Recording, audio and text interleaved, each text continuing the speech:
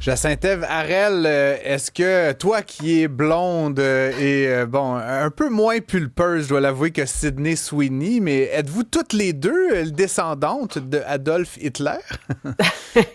Quelle histoire, hein? Cette actrice qui est aussi mannequin et qui figure dans cette annonce des jeans American Eagle et qui fait complètement là, qui fait réagir énormément sur les réseaux sociaux. C'est absolument ahurissant de voir à quel point ça a créé un scandale. Et si la publicité, le marketing, si l'objectif de la publicité et du marketing est de faire parler, eh ben c'est une campagne réussie parce que ça réussit à faire parler énormément. Ça a grimpé, l'action d'American Eagle a grimpé aussi à la bourse.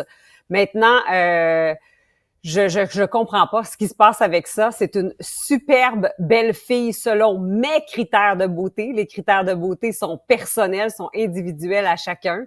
Et le fait qu'elle dise qu'elle a des bons gènes, c'est un clin d'œil au jeu de mots de jeans, bien sûr en anglais. Mais ça fait pas en sorte que ceux qui ne correspondent pas à ces critères physiques à elle n'ont pas des bons gènes. Alors, Tiger Woods a des excellents bons gènes. C'est un excellent joueur de golf. Je ne vois pas où est la polémique. Faut vraiment, on est rendu dans une époque où on gratte, mais vraiment fort. Et c'est particulièrement très, très questionnable de ça. C'est pas croyable. Elle est belle, elle est jeune, puis elle fait une pub Elle a de tout jeans. pour elle. Elle est sexy. Ouais, c'est tant ça. mieux, tant mieux pour elle, tant mieux pour la marque. Et je vois pas ce que ça enlève à quiconque qui ne correspond pas à ces critères-là. Faut être franchement malheureux, faut être franchement obsédé par des idéologies woke de dénoncer quoi que ce soit en lien avec cette pub. Mais je voudrais quand même un peu t'entendre, parce que tu sais, il y a quand même un peu dans l'air du temps aux États-Unis, là, puis tout ça, évidemment, émane beaucoup de l'Amérique, là, on va se le dire, là, plus que de chez nous.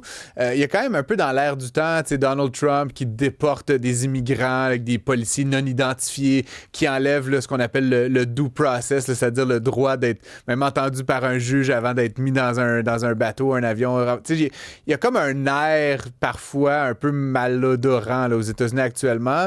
Est-ce que les Américains sont plus sensibles à ça depuis l'élection de Donald Trump et donc font des analogies avec le nazisme, Hitler plus facilement, ou est-ce que c'est juste est-ce qu'il y a une corrélation là, entre ces deux phénomènes-là selon toi? Je vois, la seule corrélation que je vois, c'est qu'on est dans une société profondément intolérante.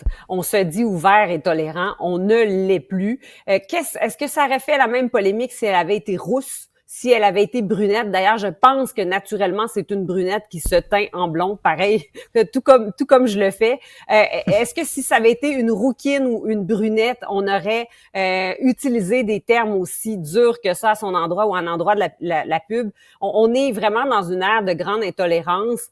Et le fait qu'elle n'ait pas de tatou, pas de piercing, qu'elle soit mince, qu'elle soit jolie, qu'on mette l'accent sur ses attributs physiques, c'est des clins d'œil à une autre époque. Comme ma fille me disait, elle fait reculer la femme en arrière. On se rappelle que cette actrice est à l'origine aussi de la commercialisation de savon à son eau de bain. Donc, elle sait utiliser ses attributs, ses atouts à son avantage pour faire de l'argent. Et à l'âge de 13 ans, elle présentait un plan d'affaires à ses parents pour devenir actrice et elle a incité ses parents à déménager en Californie pour pouvoir mener de front cette nouvelle carrière d'actrice, poursuivre ce rêve-là, ce rêve. Elle incarne un type d'Américain et ça rejoint un type d'Américain. C'est parfait. Il y en a pour tous les goûts en publicité. C'est une amateur de voitures aussi et dans une des publicités, on la voit entrer dans une voiture et faire ce qu'on appelle communément des donuts, mais elle fait crisser les pneus sur la chaussée. C'est une amatrice de voitures. Elle a une enfance, je dirais, typiquement du milieu rural américain. Elle s'est initiée à la MMA, elle a joué au football, elle a joué au baseball. On pourrait dire qu'elle a eu une enfance un peu de petite fille qui est tomboy, mais elle correspond aux critères de beauté d'une certaine époque. Certains diront c'est d'une autre époque, mais ça correspond au goût d'une certaine classe. Et ça enlève rien, mais absolument rien, aux femmes qui ne correspondent pas à ce modèle. Je pense que c'est ça le féminisme. Le féminisme, c'est de savoir assumer que toutes les formes de beauté sont possibles et que faut pas bannir non plus la minceur, faut pas bannir le fait qu'elle n'a pas de qu'elle a une espèce de correspondance à des critères peut-être plus traditionnels de beauté ou plus qui relèvent d'une autre époque. On connaît ses attributs. D'ailleurs, je vous confirme, vérification faite, qu'elle est effectivement une brunette. Donc, ses cheveux blonds sont teints. Fred Bastien? Francis, je regardais, parce qu'au début de la semaine, quand on a parlé de cette campagne de nouvelles-là, on a vu l'impact sur le prix de l'action de American Eagle. En fait, qui avait augmenté de 16%. Donc là, est-ce un hasard qu'aujourd'hui, on est en chute de 4,20%? Est-ce que là, les compagnies vivent par le même et meurent par le même? Jacinthe, comment tu trouves ça, là, que les gens prennent des décisions d'investissement selon la rumeur qui court sur Internet?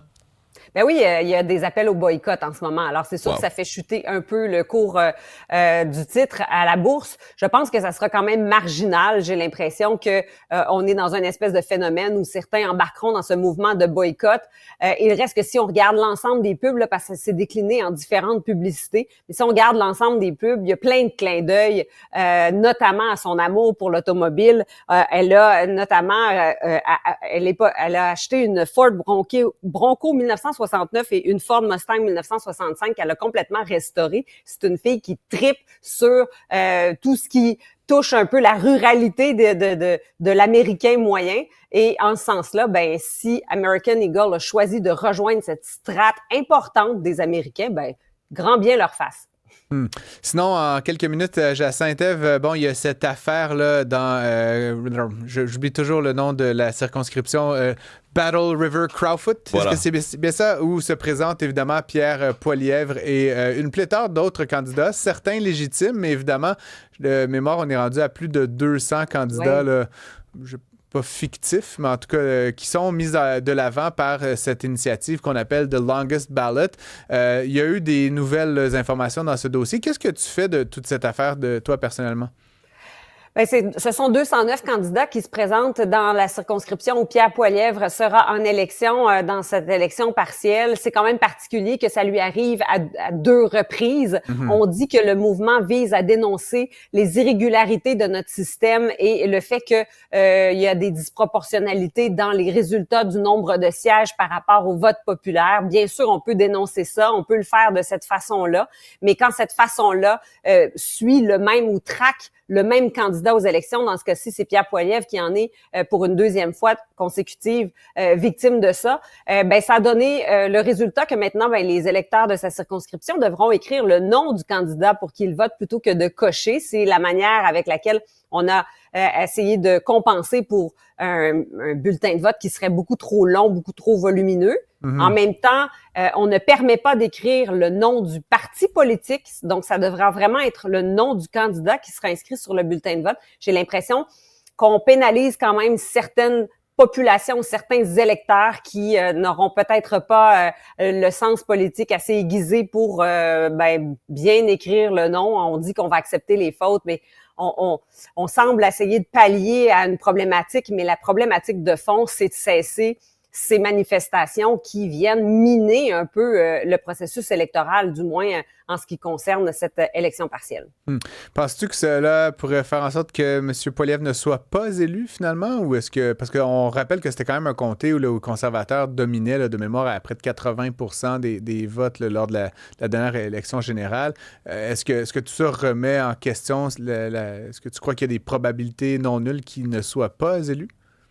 Ce serait vraiment surprenant parce que c'est, tu l'as bien dit, là, un château fort conservateur. Alors, ce serait très surprenant et ce serait toute une claque au visage de Pierre Poilievre et du Parti conservateur. J'en doute fort. C'est juste que ça va complexifier le processus de compilation des bulletins de vote et ça va complexifier aussi le processus de vote pour certaines catégories de citoyens pour qui ce sera peut-être un peu plus complexe que simplement faire un crochet. Franchement, j'espère j'espère que ça permettra au moins d'adresser cet enjeu-là, là, de s'assurer que les revendications qui sont derrière ce mouvement soit sont prises au sérieux et on règle, soit on ne permette plus ce genre d'initiative. Il faut bien être à l'écoute du fond de la question, mais il reste que dans la forme là, de bouleverser un processus électoral comme ça et de changer les règles, je trouve ça bien particulier et j'espère qu'on ne permettra pas ça là, dans le futur. Ouais, effectivement, je pense que ces gens-là essaient de faire une preuve un peu par l'absurde là, de certains dysfonctionnements de notre mais sur système. le même candidat. Ouais, effectivement, mais tu sais, en même temps, je suis assez en accord avec toi, mais si j'étais un partisan de cette initiative, on parle presque plus d'eux que de Pierre Poilievre, là, je veux dire, depuis 2-3 semaines. Je veux dire, c'est quand même, du point de vue strictement marketing, un coup de circuit pour Longest Ballot. J'avais jamais entendu parler d'eux. Je ne savais même pas qu'ils avaient pratiqué cette médecine-là lors de l'élection générale récemment. Donc, tu vois, en fait, de ma lecture externe, ils font quand même bien leur travail, même si ça emmerde quand même pas mal tout le monde autour là, de Battle River Crowfoot. Merci beaucoup, Jacinthe Ève. Merci.